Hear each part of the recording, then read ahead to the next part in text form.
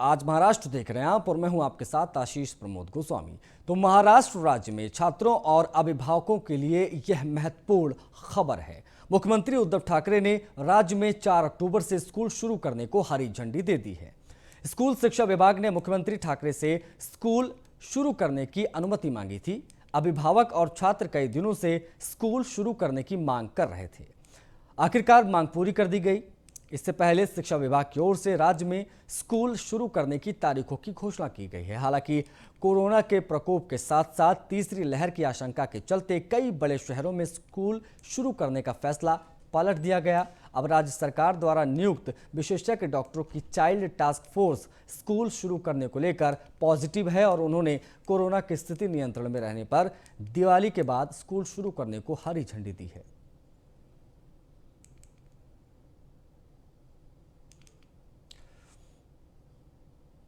वहीं रायगढ़ जिले में कोरोना के मरीज के एक बार फिर बढ़ने लगे हैं। अलीबाग तहसील में 42 नए कोरोना मरीज मिले हैं। माना जा रहा है कि गणेश उत्सव के दौरान सोशल डिस्टेंसिंग का पालन नहीं करने के कारण ये बढ़ोतरी हुई है।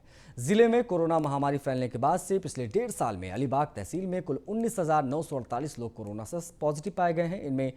इनमें से 19,054 को डिस्चार्ज कर दिया गया है। कोरोना से 585 लोगों की मौत हो चुकी है, जबकि 309 का इलाज चल रहा है।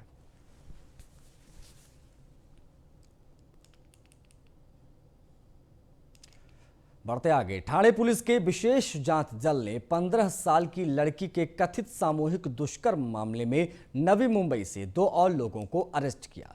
इसके साथ ही मामले के गिरफ्तार किए गए लोगों की संख्या बढ़कर अब 26 हो गई है, जबकि 2 नाबालिगों को हिरासत में लिया गया है। गौरतलब है कि ठाणे जिले में लड़की से 8 महीनों में कई बार कथित तौर पर सामूहिक बलात्कार किया गया। ये कथित घटनाएं इस साल 29 जनवरी और 22 सितंबर के बीच डोंबिवली, बदलापुर, मुराबाद, रबाले समेत अलग अलग स्थानों पर हुई। पुलिस ने बताया कि पीड़िता ने 33 आरोपियों के नाम बताए हैं। पुलिस अधिकारियों का कहना है कि पुलिस ने इस मामले में 2 और लोगों को गिरफ्तार किया है। दोनों को बृहस्पतिवार रात नवी मुंबई से पकड़ा गया था। अभी तक 26 लोगों को गिरफ्तार किया गया है और 2 नाबालिगों को हिरासत में लिया गया है।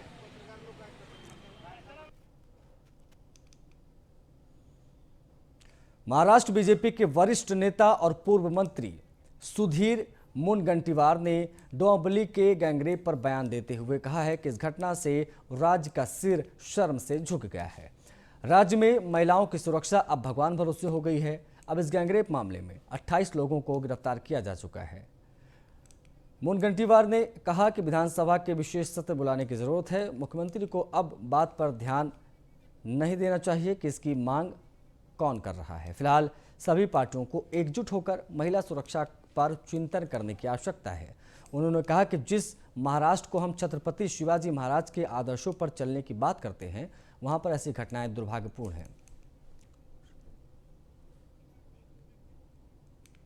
राष्ट्र ये घटना के बाद शर्मसार हुआ है।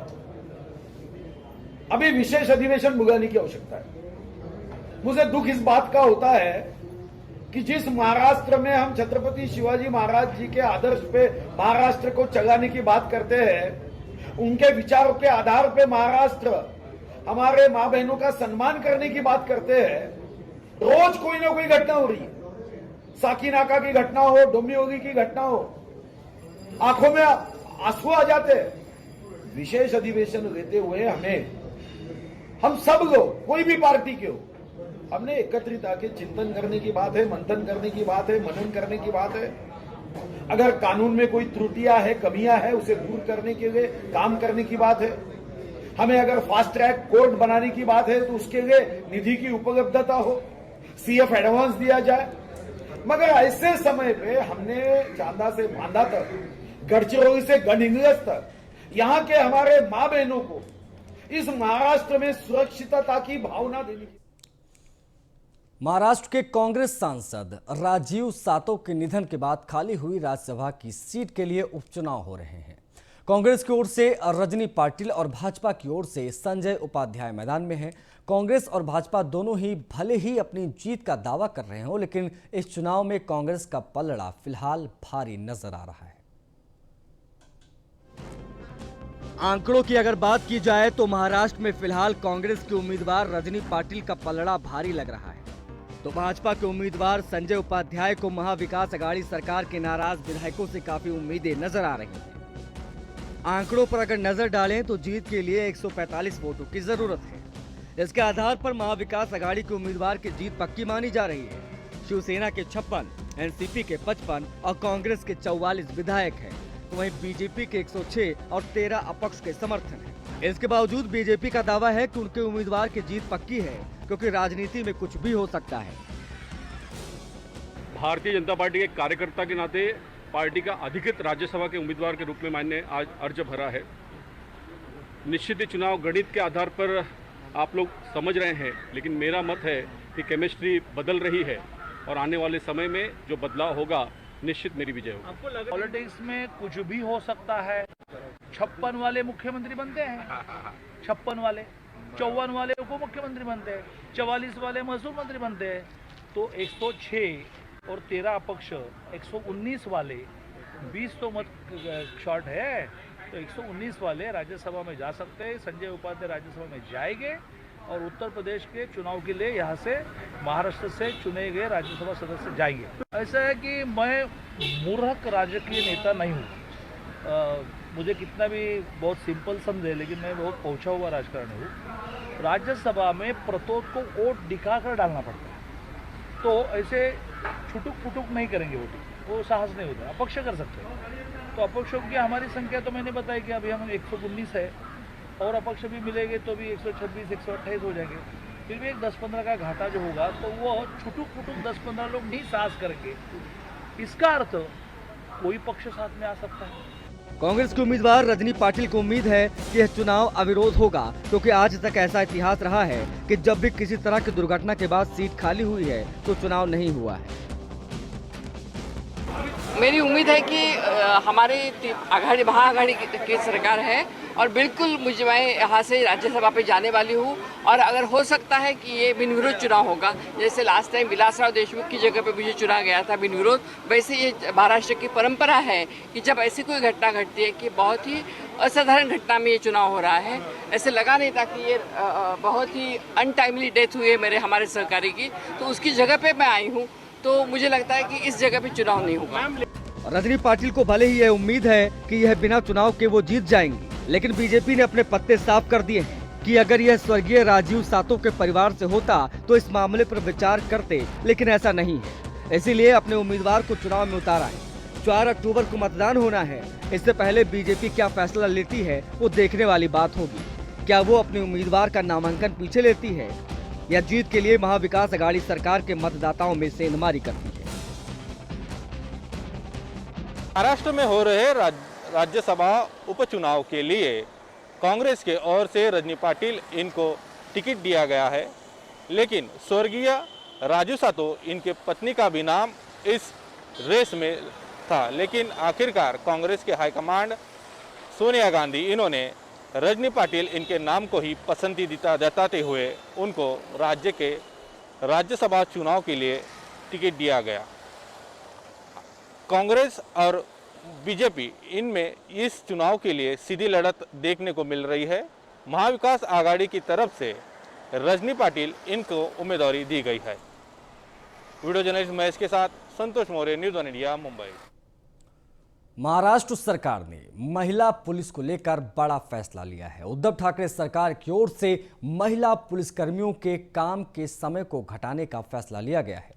सरकार की ओर से जारी किए गए नए आदेश के मुताबिक अब महिला पुलिसकर्मियों को 8 घंटे की ड्यूटी करनी होगी। महाराष्ट्र के डीजीपी संजय पांडे ने इस बात की जानकारी देते हुए कहा कि सरकार ने महिलाओं के काम के घंटे कम करने का फैसला लिया है। अब उन्हें 12 की जगह केवल 8 घंटे ही ड्यूटी करनी होगी।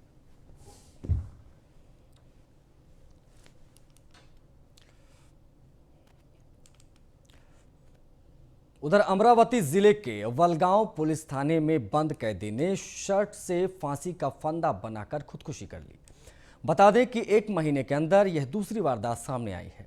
19 अगस्त को भी एक कैदी ने खुदकुशी की थी और दूसरी सनसनीखेज गुरुवार को वलगांव पुलिस थाने में देखने को मिली। आपको बता दें कि आरोपी ने नाबालिग लड़की के साथ दुष्कर्म किया था, जिसके चलते आरोपी पुलिस कस्टडी में था।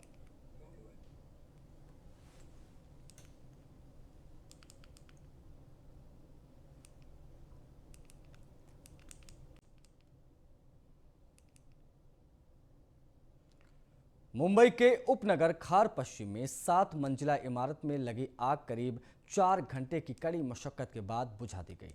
इस हादसे में एक महिला की मौत हो गई। नगर निकाय के एक अधिकारी ने शुक्रवार को यह जानकारी दी। उन्होंने बताया कि शुक्रवार को शाम 7 बजे नूतन विला इमारत में आग लग गई थी और दमकल कर्मियों ने रात करीब 11 बजे आग पर काबू पा लिया। इस अभियान में दमकल के 8 इंजन, पानी के 7 टैंकर और अन्य उपकरणों का इस्तेमाल किया गया।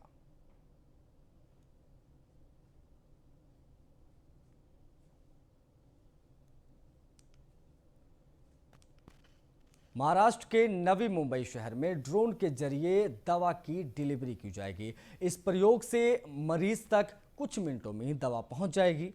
अपोलो अस्पताल जल्द ही इसकी शुरुआत नवी मुंबई में करने जा रहा है। अपोलो अस्पताल प्रबंधक के मुताबिक राज्य सरकार और स्थानीय प्रशासन से जरूरी मंजूरी के बाद इस सुविधा को नवी मुंबई में शुरू कर दिया जाएगा। इस सुविधा के जरिए आवश्यक दवाओं को इमरजेंसी हालत में दूर दराज के इलाकों तक महज चंद मिनटों में ड्रोन के जरिए पहुंचा जा सकेगा। इसका सफल प्रयोग तेलंगाना में किया जा चुका है।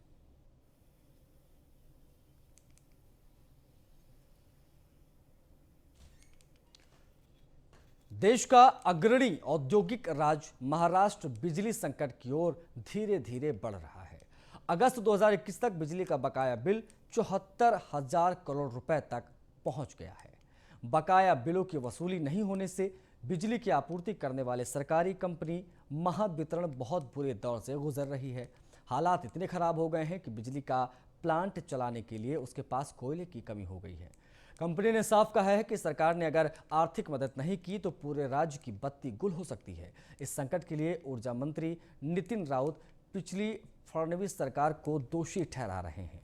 उनका आरोप है कि पिछली सरकार ने बिलों की वसूली नहीं की, जिससे आज महाराष्ट्र के सामने ये संकट खड़ा हो गया है।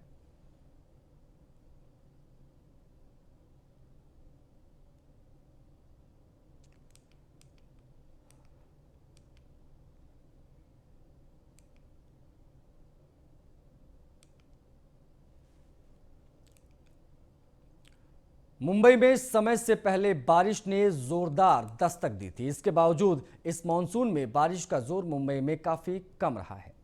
क्षेत्रीय मौसम विभाग द्वारा जारी रिपोर्ट के मुताबिक पिछले वर्ष की तुलना में इस बार बारिश 33% कम रही। कम बारिश होने के बाद भी मुंबई की प्यास बुझाने वाली झीलें पूरी तरह से भर गईं। इसमें वर्ष भर पानी की चिंता अब खत्म हो गई, यानी पूरे साल तक पानी की कोई चिंता नहीं है। बता दें कि मुंबई में मानसून ने इस बार 9 जून को ही दस्तक दे दिया था।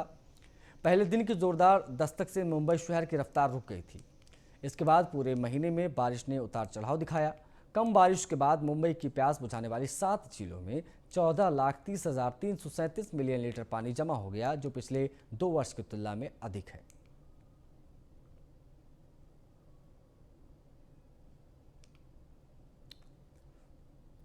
उधर महाराष्ट्र नवनिर्माण सेना यानी मनसे हमेशा अपने आंदोलन के लिए चर्चा में रहती है। उसी तरह से अहमदनगर जिला महाराष्ट्र नवनिर्माण विद्यार्थी सेना द्वारा अहमदनगर के नगर निगम में एक अनूठा आंदोलन किया गया। मनसे की ओर से अहमदनगर के नगर निगम में शहर की गलियों में बने गड्ढों की फोटो प्रदर्शनी लगाई गई। महाराष्ट्र नवनिर्माण विद्यार्थी सेना के जिलाध्यक्ष सुमित वर्मा ने बताया कि पूरे शहर के लोगों ने 1800 फोटो खींचकर मनसे को भेजी। उनका प्रदर्शन नगर निगम कार्यालय में किया गया। अगर अगले 8 दिनों में गड्ढों को भरा नहीं गया तो इसमें तीव्र आंदोलन भी किया जाएगा।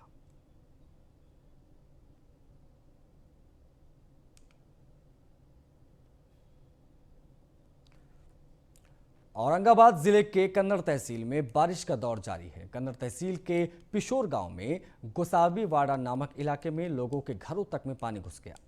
यहाँ लोगों के घर 2 नालों के किनारे पर होने के कारण काफ़ी जल्दी यहाँ पर पानी भर जाता है। वहीं स्थानीय लोगों ने नाले के ऊपर अतिक्रमण किया है, जिसकी वजह से पानी जाने के लिए रास्ता न होने से वहाँ पर तालाब बन जाता है।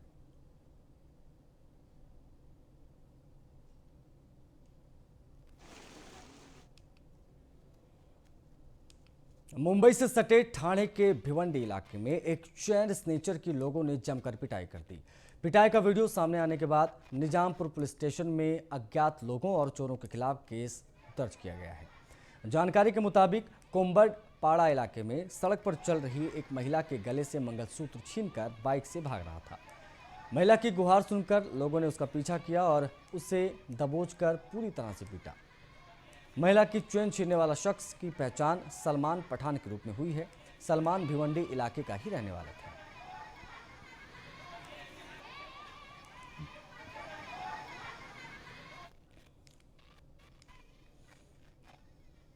अक्षय कुमार के खिलाफ चंडीगढ़ से शिकायत दी गई है। पंजाब महिला आयोग और एडवर्टाइजिंग काउंसिल ऑफ इंडिया को शिकायत भेजी है। मामला एक विज्ञापन में दोहरे अर्थ वाला शब्द बोलने का है। पंजाब हरियाणा हाईकोर्ट के वकील SC अरोड़ा ने डॉलर कंपनी के बनियान के विज्ञापन में इस्तेमाल फटती शब्द का अश्लील और दोहरे अर्थ वाला बताया है। शिकायत में कहा गया है कि विज्ञापन में बोला गया, अगर डॉलर पहनी है तो कभी भी नहीं फटेगी। फटती शब्द का प्रयोग सृजनात्मक के नाम पर विज्ञापन में किया गया है, जबकि यह अश्लील और दोहरे अर्थ वाला शब्द है। अरोड़ा ने कहा कि इस प्रकार के विज्ञापन को प्रसारित करने की अनुमति नहीं दी जानी चाहिए।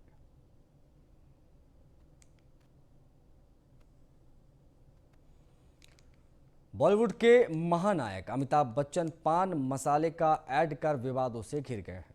अपने पसंदीदा एक्टर को पान मसाले का प्रमोशन करते देख लोग भड़क रहे हैं। अब इस मामले में नेशनल एंटी टोबैको ऑर्गेनाइजेशन ने भी हस्तक्षेप शुरू कर दिया है।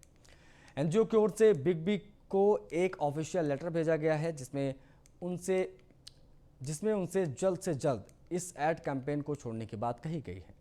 जानकारी के अनुसार national organisation for eradication of tobacco के प्रेसिडेंट शेखर सालकर ने अमिताभ बच्चन को इस मामले में एक लेटर भेजा है।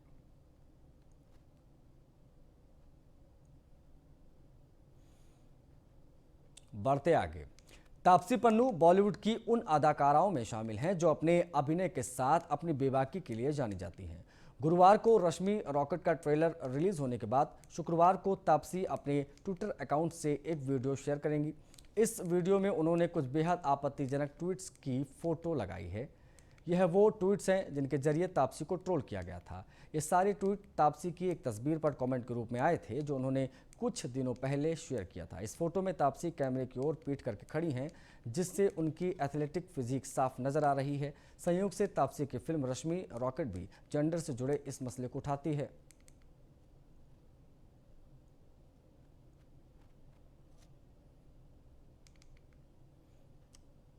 टीवी की दुनिया के सबसे मशहूर comedy show the Kapil Sharma show के ऊपर कानूनी फंदा मंडराने लगा है। शो मुकेश के साथी कॉस्टे और क्रू के खिलाफ एक FIR दर्ज करवाई गई है।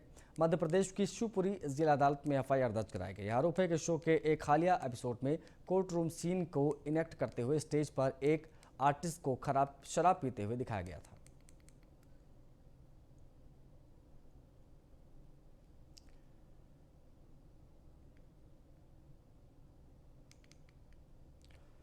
बात शेयर बाजार की, तो शेयर बाजार अब तक अपने नए रिकॉर्ड पर है। सप्ताह के अंतिम कारोबारी दिन यानी शुक्रवार को सेंसेक्स 60,000 के आंकड़े को पार कर गया।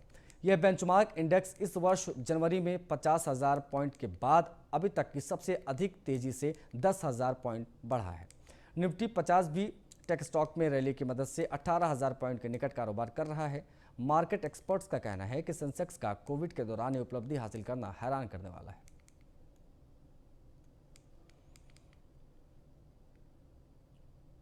इसी के साथ इस बुलेटिन में फिलहाल इतना ही। नमस्कार।